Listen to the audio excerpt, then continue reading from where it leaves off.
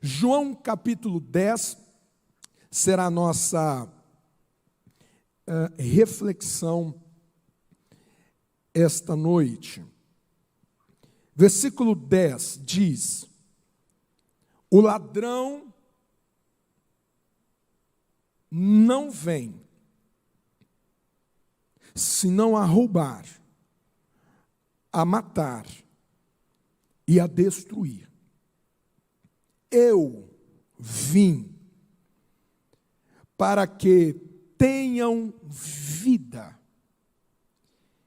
e a tenham com abundância.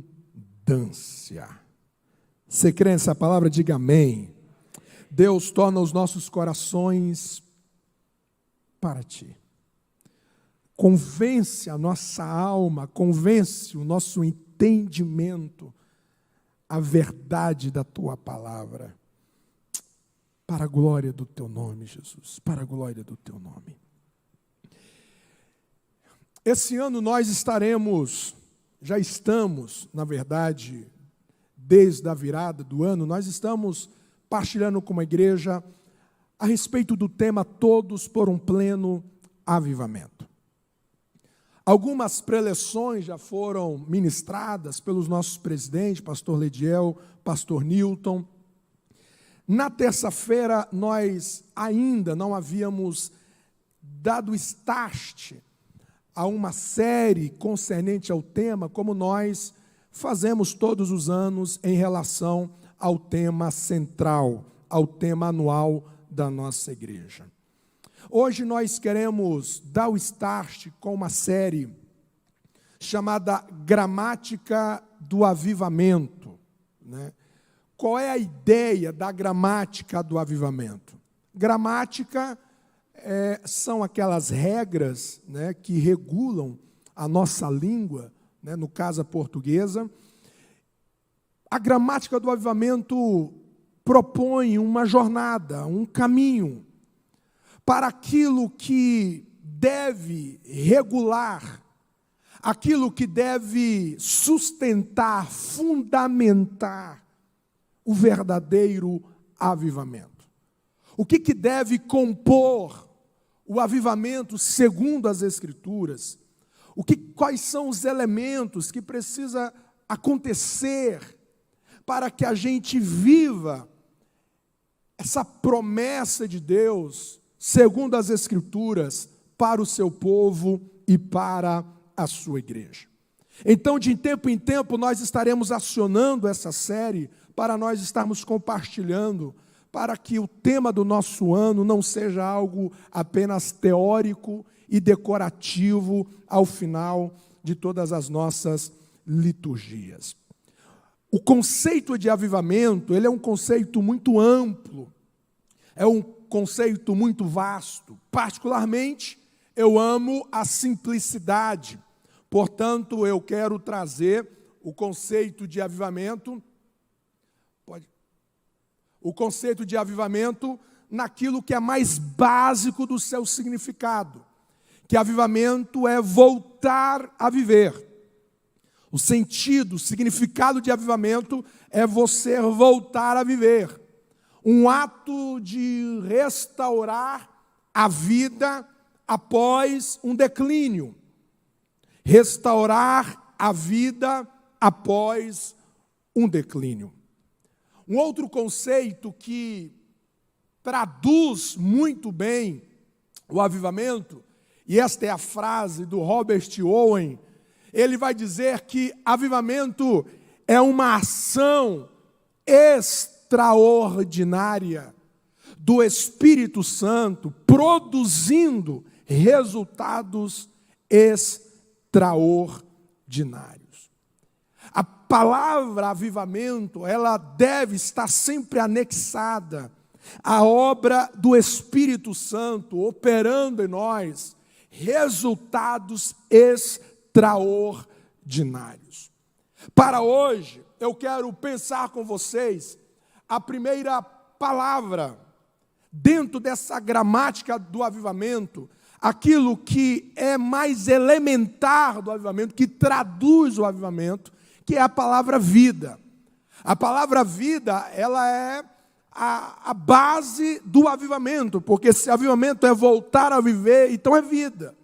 A vida é o que compõe o avivamento, não existe avivamento sem vida. E hoje eu quero pensar com vocês a respeito de vida. A respeito de vida. O texto que nós lemos é um texto que tem algumas coisas para nos orientar a respeito de vida. A primeira coisa que o texto ele me ensina é que claramente no texto você percebe um contraste entre a morte e a vida. Você percebe que o texto mostra uma atuação do ladrão.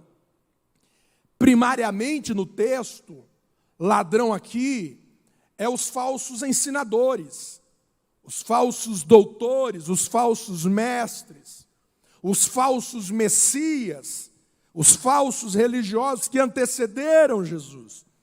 Mas é verdade que quem orientava a vida desses homens era o próprio Satanás. Por isso que, de maneira muito automática, nós aplicamos esse ladrão também a Satanás. Porque Satanás, ele opera exatamente nesses verbos, que Jesus vai dizer que esse ladrão atua. Embora que primariamente Jesus se referia aos falsos ensinadores, aos falsos mestres, mas também se aplica radicalmente a Satanás. E Jesus deixa muito explícito de que existe um ladrão, existe uma articulação, existe uma operação de morte, Existe o que eu costumo dizer, uma cultura de morte. Existe, gente, uma cultura de morte, desde quando o pecado se instalou na criação, através dos nossos pais, a morte passou a habitar na esfera da criação. A morte passou a habitar na esfera humana. Um dos escritores na área de doutrina de pecado, eles são unânimes em dizer que uma das mensagens que a doutrina do pecado compartilha com o homem é que conosco habita a morte. Todos nós aqui conseguimos matar um mosquito. Todos nós conseguimos matar uma formiga. Tirar a vida desses elementos, insetos, todos nós conseguimos fazer com muita naturalidade. Agora, reúne todos nós. Ver se nós conseguimos gerar vida ao mosquito que morreu. Matar conseguimos, mas gerar vida após uma morte já não está conosco este poder. E é importante a gente pensar de que quando nós falamos de avivamento, nós estamos falando de vida. E quando nós falamos de vida, Jesus traz uma consciência de que existe um contraste, existe uma perseguição, existe uma operação de morte que nos persegue, que não descansa enquanto não abocanhar a nossa vida. Talvez a vida de Jesus seja a mais lúcida nesse sentido, porque percebe que poucos meses de existência que Jesus tinha, houve um plano de morte por parte de Herodes. Houve uma mortandade em Belém para que pudesse deter a vida de Jesus. Percebe que ele foi gerado no seio do Pai, e quando ele veio ao mundo, a morte já o perseguia. A morte não descansava até encontrá-lo. Se você ler a partir da ótica de João, por exemplo, Você percebe várias vezes as pessoas planejando a morte de Jesus. Ora, Jesus estava em um monte e eles articularam para empurrar Jesus de um precipício para o matar. Em outros momentos, a Bíblia diz que eles pegaram em pedras para apedrejá-lo. Em outros momentos, eles se retiravam da presença de Jesus e faziam motins, planejamento, como que nós iremos matá-lo. Você precisa entender isso, de que ao nosso redor existe uma ação mortal, existe morte no ar, existe toda uma ação infernal, existe toda uma ação diabólica para que possa nos envolver em uma cultura de morte. Por isso que nós precisamos estar atentos, porque a partir dessa cultura de morte, Satanás, ele tem uma astúcia ao ponto de nos envolver em mortes, mas disfarçado de vida. Satanás, ele é tão sagaz, o mundo jaz no maligno, e ele tem um plano que ele consegue tirar a tua vida, ele consegue sacar a sua vida, mas mantém uma aparência e um nome que você permanece vivo, que você permanece viva. Eu lembro claramente da ideia e do relato de Dorcas. O texto diz que Dorcas morre e eles lavaram Dorcas e colocou em um quarto alto na sua própria casa. Aí você tem a seguinte imagem: você tem Dorcas, você tem a Dorcas limpa, porque deram o banho nela. Você tem Dorcas no lugar de sempre, porque está na sua própria casa. Mas em terceiro lugar, você tem uma Dorcas morta. Limpa, no lugar de sempre, porém morta. E é isso que essa cultura de morte orquestrada por Satanás opera.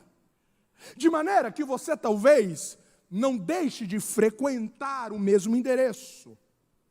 Você não deixa de frequentar tal igreja. Você está em um lugar de sempre. E esse lugar de sempre pode ser esses bancos. Este lugar de sempre pode ser a sua casa. Este lugar de sempre pode ser o seu trabalho. Este lugar de sempre pode ser essa cidade.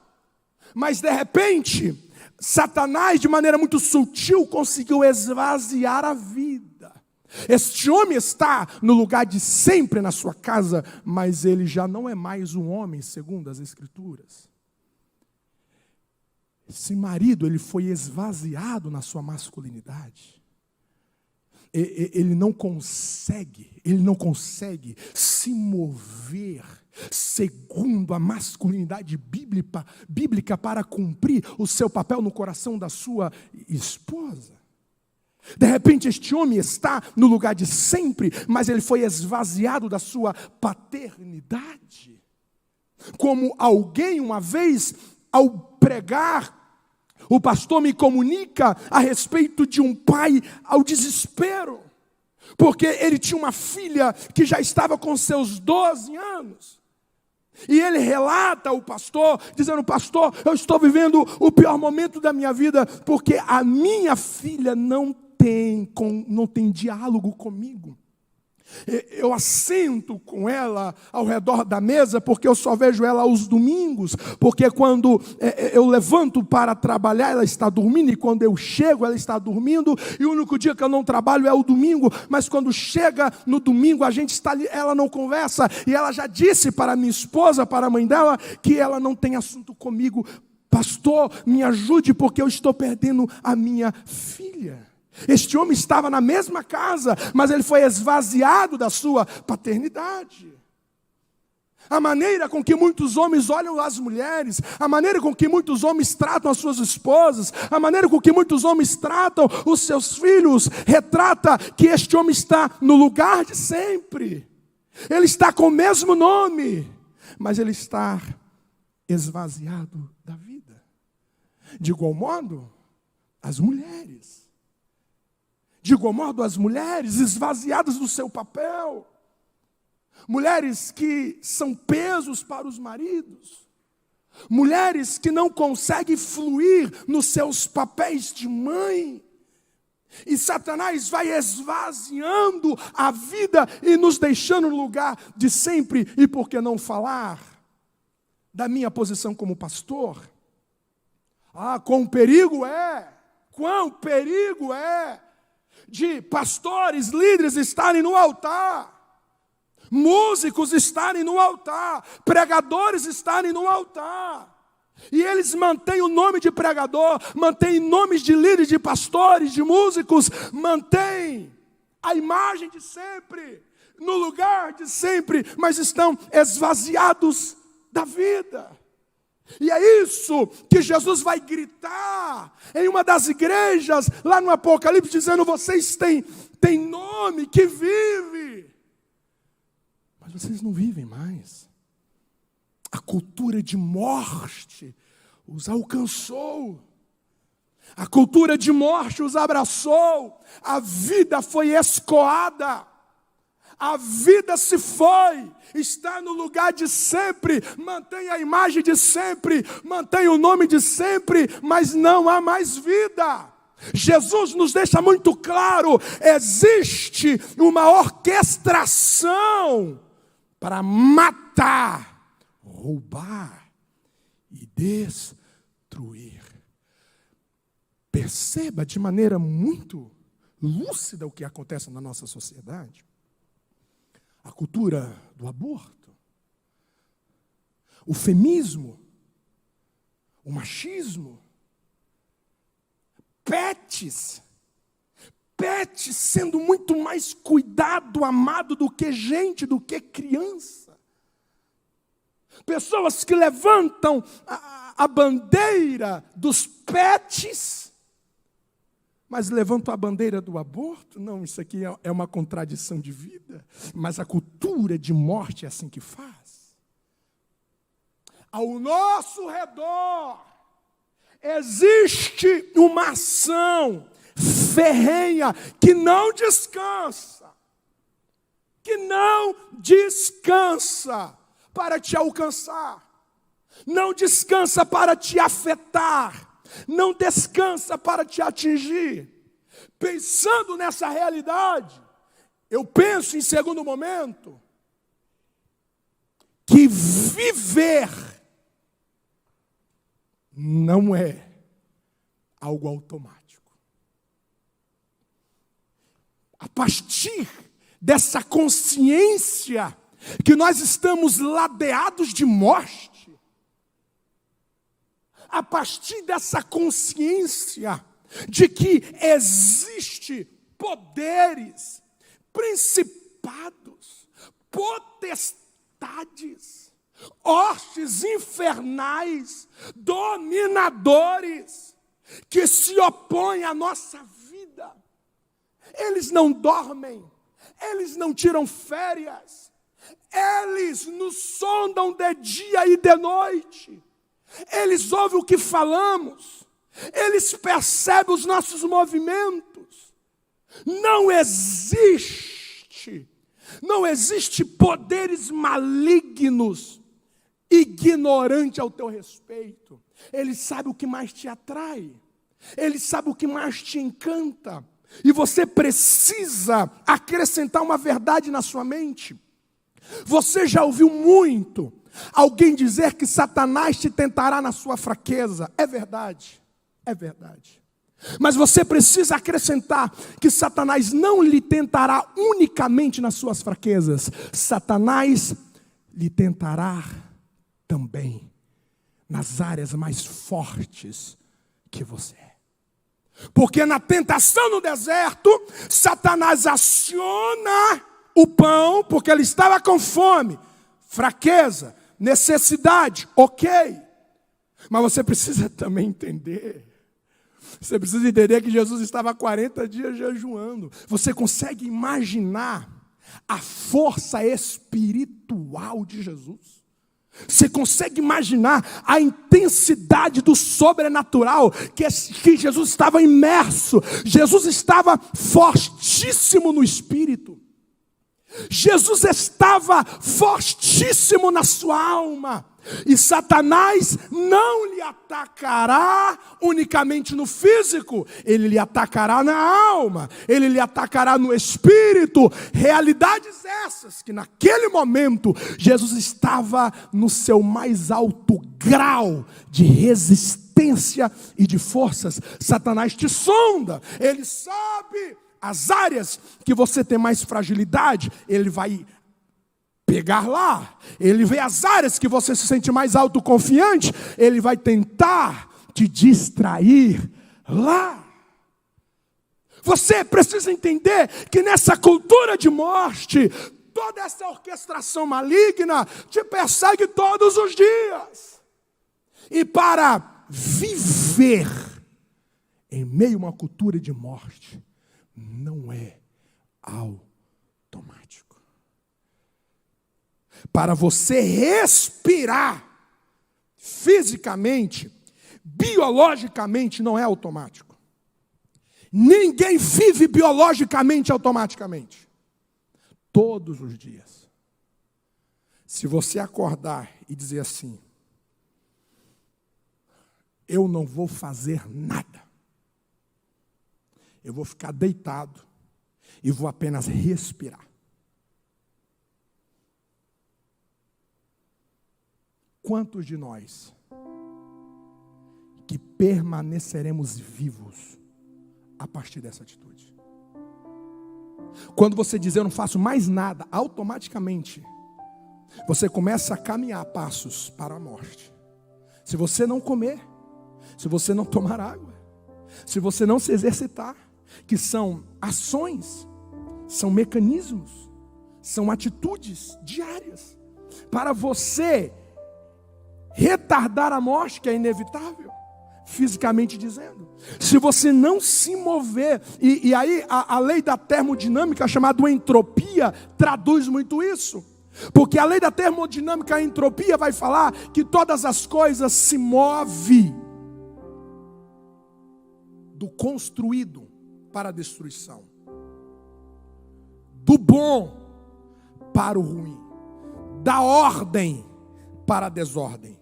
A entropia vai dizer que se você fabrica este celular novo, ele sai da fábrica hoje, e se você coloca ele numa superfície e nenhuma força o manipula, automaticamente, à medida que o tempo avança, ele vai envelhecendo. Ele vai envelhecendo. A vida é assim. Você já ouviu aquela história que a gente já nasce morrendo? Quem já ouviu isso? E é verdade. Existe morte de muitas células que quando você nasce já está morrendo. Já está morrendo. Dentro dessa cultura de morte, se você não entender que viver não é automático, a morte te abraça. Semelhante aos dias de Faraó. O decreto de Faraó: vamos matar as crianças, vamos matar os meninos. Você consegue entender? Quando Joquebed de Anrão gera Moisés, você consegue entender que foi um ato de coragem? Você consegue entender que não é apenas um ato de coragem, mas de muita ousadia? Porque agora esse casal vai ter de proteger esse menino, vai ter de silenciar o seu choro. Existe toda uma ação, existe toda uma operação para impedir que a morte chegue naquela casa e abrace aquela criança. O que eu quero te dizer é que a vida espiritual, você não vive ela no automático. Não existe você dizer assim: olha, eu não vou fazer nada para o reino de Deus, eu não vou me esforçar para nada, e eu vou permanecer sem nenhum movimento, eu vou estar estático, vou ver o que vai acontecer. O seu coração vai congelar. A morte vai te abraçar sutilmente. sutilmente. Entenda isso em nome de Jesus. Viver nessa atmosfera, nessa cultura de morte, é sacrifício diário. Você tem de se esforçar, você tem de tirar a força da fraqueza. Você não conseguiu orar hoje, você não conseguiu ler a Bíblia hoje, você não conseguiu ler a Bíblia esta semana. Você fez um plano, você fez um projeto de devocional, e você foi muito bem na primeira semana, e na outra semana caiu a peteca. Não pense que esses movimentos, essas disciplinas espirituais, pregar o evangelho às pessoas, discipular as pessoas, não pense que esses mandamentos de amar gente, perdoar gente, ter misericórdia de gente, não pensa de que esse evangelho que nos convida a servir, não pensa que isso é algo no automático. Não pense que você vai sentir uma adrenalina nas suas emoções e vai dizer: uau, que prazer, eu vou fazer isso. Eu posso contar nos meus dedos quais foram as vezes que eu orei, que no começo da minha oração eu estava apaixonadamente inflamado para orar. 90% nos meus momentos de oração, eu dobro os meus joelhos sem querer orar.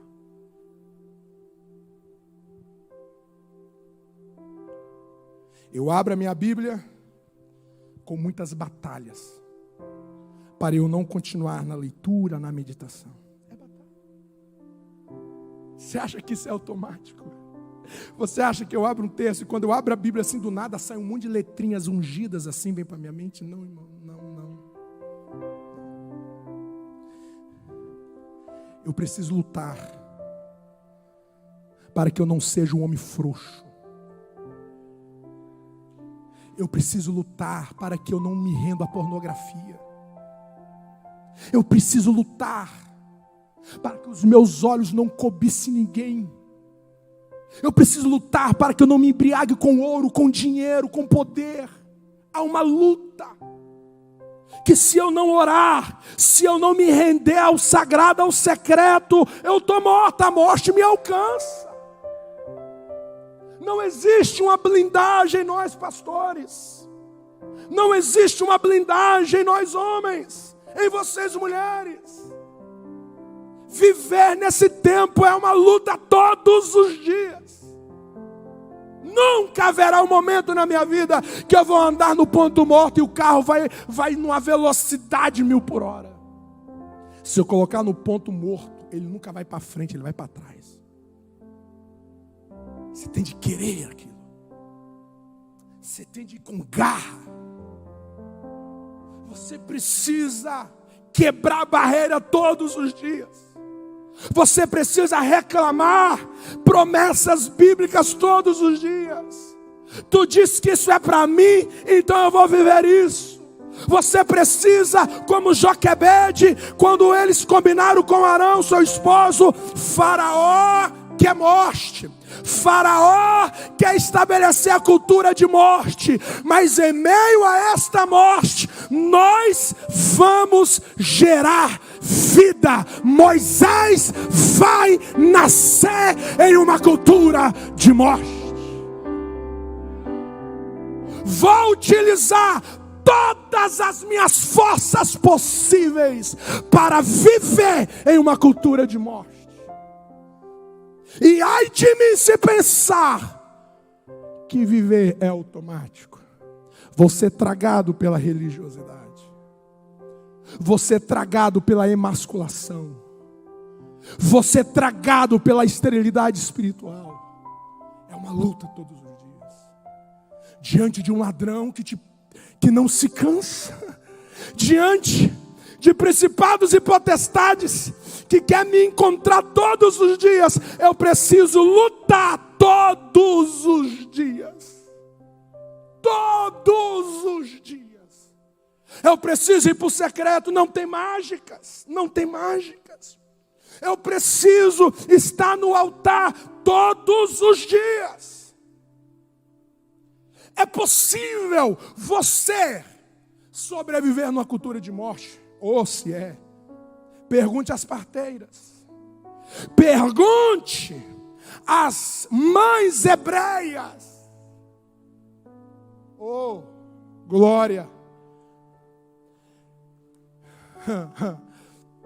Êxodo capítulo 1 vai dizer que houve um decreto de Faraó para que as parteiras viessem abortar as crianças. Mas preste atenção, o texto diz que quando as parteiras chegavam lá, as hebreias não eram como as egípcias, elas já tinham gerado filhos. Não existe evidência no texto que elas mentiram. Não. Se você cavar um pouco mais, você vai perceber por que as hebreias, elas pariam, elas davam à luz com muita velocidade. Sabe por quê? Porque Faraó fez um plano de agravamento na escravidão, e essas mulheres foram para o campo de trabalho braçal. Essas mulheres iam para fabricar tijolos, iam para as fábricas lá das pirâmides. Todos os dias essas mulheres iam para a vida com muita força física.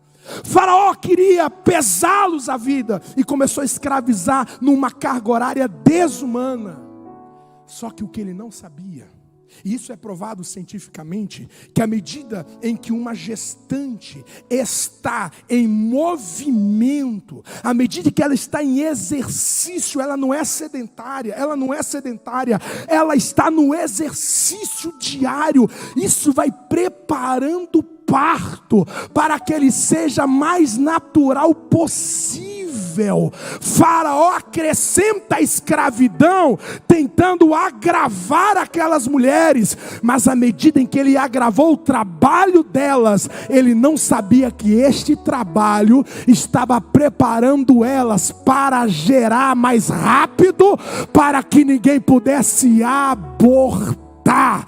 Existe um plano de morte para a tua masculinidade, para a tua feminilidade, para o seu casamento, para a sua espiritualidade. Existe um plano de morte, mas quem diz que o Espírito Santo não é especialista em te manter vivo em uma cultura de morte? Tem um caminho de vida diante da morte ao nosso derredor. Eu vou lutar. Se eu não conseguir correr, eu vou arrastar. Mas parar, eu não paro. Eu vou viver diante de uma cultura de morte. O amor de muitos se esfriariam, diz as Escrituras. Nesses últimos tempos, muitos iriam dar ouvidos a doutrinas de demônios. Nesses últimos dias, os homens estariam inventando desculpas para tudo. Desculpa para não servir, desculpa para não congregar, desculpa para não dizimar, para não ofertar, desculpa para não amar pessoas, desculpa. Tudo isso é verdade. Mas eu não fui chamado para estar nas estatísticas daqueles que morreram espiritualmente. Eu não estou nas estatísticas daqueles que desistiram de viver. Eu estou nas estatísticas de uma igreja viva que aguarda o arrebatamento. Zelombu que vivão combera londes. Nunca vai ser automático você cumprir a sua missão para com seu marido e você cumprir a sua missão para com a sua esposa. Nunca vai ser automático. Isso vai exigir exaustão em muitos momentos. Isso vai exigir sacrifícios enormes. Isso vai exigir rupturas dolorosas. Isso vai exigir de você extrair forças da fraqueza. Mas viva, lute pela vida, Você não está conseguindo sozinho? Grita por ajuda. Grita por alguém. Grita por alguém. Está doendo, está machucado, está ferido, está desanimado, está querendo desistir. Grita bem alto. Estava visitando um amigo ontem, após uma reunião, e de repente, alguém grita desesperadamente no portão. Tem alguém que acabou de se acidentar e ele está pedindo ajuda. Eu nunca vi aquele homem nem na feira. Ele nunca viu a gente. Mas ele entendeu que ele acabou de se acidentar em uma curva, ele estava em perigo iminente de morte. Ele decidiu gritar. E ele gritou. E nós o socorremos. E nós interrompemos coisas piores ali. Por que tem gente que está ferido? Tem gente que está à beira de uma traição. Tem gente que está à beira de um pecado de terríveis consequências. Tem gente que está com ferida jorrando, está com muito pus na alma. Por que tem gente que está por um fio, mas não grita, não pede socorro? Você precisa gritar. A sua reputação no momento disso, não importa o que vão pensar, grita pela vida. Eu quero viver, eu não vou me render a esta morte, eu não vou desistir da vida, eu não vou desistir da promessa, eu não vou desistir do propósito, eu não vou desistir da minha identidade, eu não vou desistir do meu destino. Eu quero viver, eu quero viver, eu quero viver. Não é automático. Se deixar no ponto neutro, o seu coração será gelado, petrificado pela morte. Eu termino dizendo que o texto vai dizer que em uma cultura de morte, Jesus veio trazer vida. Em uma cultura de morte, o dono da vida veio. Eu vim para que tenham vida. Não pense que existe mais morte do que vida. Não se engane, é verdade. Eu particularmente gosto de enfatizar as realidades espirituais. Porque tem muita gente que acha que a gente está numa colônia de férias. Então eu gosto de enfatizar, mas lembre-se, em nenhum momento da história da criação houve mais mal do que bem. Vou para a Bíblia.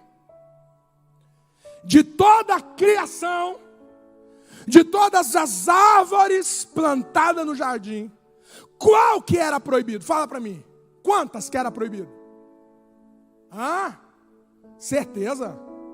De todas aquelas árvores lá que podia comer, só apenas uma que os levaria para a morte?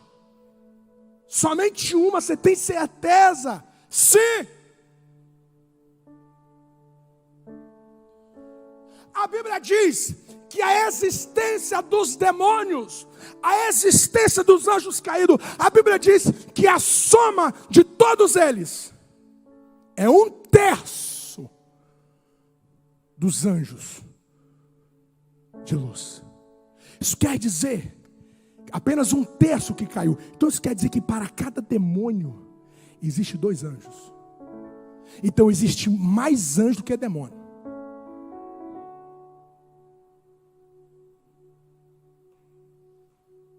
Então gente que vê muito demônio, abre um pouco mais os olhos, você vai começar a ver anjo também. Porque tem mais anjo do que demônio na terra. Jesus vai contar uma parábola dizendo que o campo, a parábola do trigo e do joio, ele vai dizer que o campo é o mundo. Então, o mundo é um campo de trigo, não é um campo de joio. Eu vou dizer, o mundo é um campo de trigo e não de joio. Aí Paulo vem assim e ele fecha tudo. Paulo era terrível. Ô, cabra bom demais. Ele vem dizer o seguinte, gente, aonde abundou o pecado, superabundou a graça de Deus.